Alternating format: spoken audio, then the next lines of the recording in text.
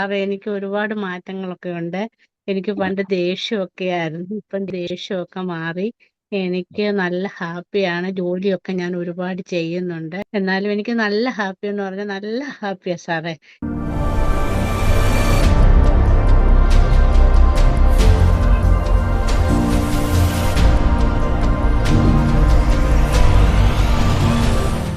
എനിക്ക് ഒരുപാട് നന്ദിയുണ്ട് സാറിനോട്. ഞാൻ യെസ്. ഇതിൽ വന്നതിലും എനിക്ക് ഒരുപാട് നന്ദിയുണ്ട്. ഞാൻ ദൈവത്തെ പോലെ ഞാൻ സാറിനെ കാണുന്നു സാർ. എനിക്ക് താങ്ക് യു സോ ഒത്തിരി നന്മയുണ്ട് സാർ.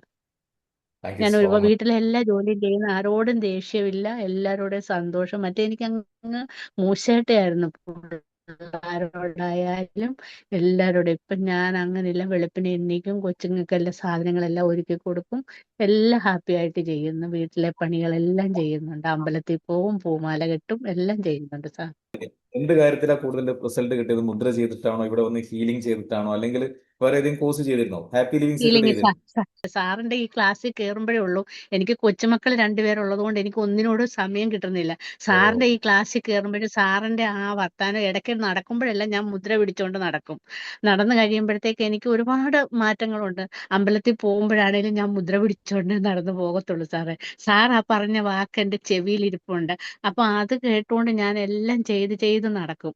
എന്നിട്ട് ദേവിയുടെ അടുക്കൽ പോയിട്ട് വന്നിട്ട് ഞാൻ ഇത് നടന്നുകൊണ്ട് ദേവി പ്രാർത്ഥിക്കുമ്പോഴും ഞാൻ ഈ സാറിന്റെ ആ വാചകവും സാറ് പറഞ്ഞു തന്ന ആ പ്രവൃത്തികളെല്ലാം ചെയ്യാനുള്ള ആ താല്പര്യമാണ് എനിക്ക് മുമ്പേ വരുന്നത്.